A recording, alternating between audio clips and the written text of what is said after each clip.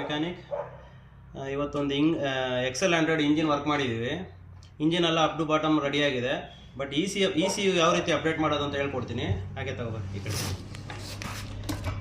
ಇದು ಒ B D coupler, ಇದು ಕಾಣ್ತಾ ಇದೆಯಲ್ಲ, O B D coupler. O B D ಇದ್ದವರು ಒ ಬಿ ಡಿ ಸ್ಕ್ಯಾನರಲ್ಲಿ ಮಾಡ್ಬೋದು. ಬಟ್ ಇದು ಒ ಬಿ ಡಿ ಇಲ್ಲ ಅಂದರೆ ಏನು ಮಾಡಬೇಕು ಅಂದರೆ, ಫಸ್ಟು ಇಗ್ನಿಷನ್ ಇಲ್ಲಿ ತೋರಿಸಿ. ಇಗ್ನಿಷನ್ ಆಫಲ್ಲಿ ಇಟ್ಕೊಳ್ಳಿ. ಆಫಲ್ಲಿ ಇಟ್ಕೊಂಡು ಕಿಲ್ ಸ್ವಿಚ್ ಆಫಲ್ಲಿ ಇರಲಿ. ಇಲ್ಲಿ ಬನ್ನಿ. ಬ್ಲ್ಯಾಕ್ ಮತ್ತು ಎಲ್ಲೋ, ಬ್ಲ್ಯಾಕ್ ಎಲ್ಲೋಗೊಂದು ವೈರ್ ತಗೊಳ್ಳಿ. ವೈರ್ ಅಟ್ಯಾಚ್ ಮಾಡಿ ಅದಕ್ಕೆ. ಮತ್ತು ಬ್ಲ್ಯಾಕ್ ಆ್ಯಂಡ್ ವೈಟು ಅದಕ್ಕೂ ಈ ರೀತಿ ಜಂಪ್ ಮಾಡಿ. ಈ ಥರ ಜಂಪ್ ಮಾಡಿಬಿಟ್ಟು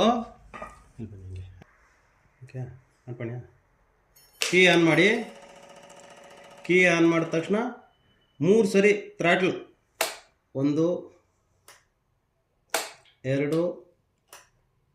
3 ಈ ಸರಿ ಮಾಡಿದ್ರೆ ಇಲ್ಲಿ 2 ಸರಿ ಬ್ಲಿಂಕ್ ಆಗುತ್ತೆ. ಬ್ಲಿಂಕ್ ಆಯಿತು ಅಂದರೆ ಇ ಸಿ ಯು ಅಪ್ಡೇಟ್ ಆಯಿತು ಅಂತ. ಮತ್ತು ಕಿಲ್ ಸ್ವಿಚ್ ಆಫ್ ಮಾಡಿ ನೋಡಿ, ಹೋಯ್ತು. ಈಗ ಹೋಗಿ ಬಂತಲ್ಲ, ಅಪ್ಡೇಟ್ ಈಸ್ ಕ್ಲಿಯರ್ಡ್. ಈಗ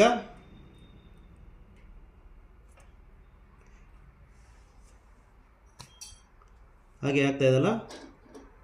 ಕೀ ಸ್ವಿಚ್ ಆಫ್ ಮಾಡಿಬಿಟ್ಟು ಈ ವೈರ್ ರಿಮೂವ್ ಮಾಡಿ.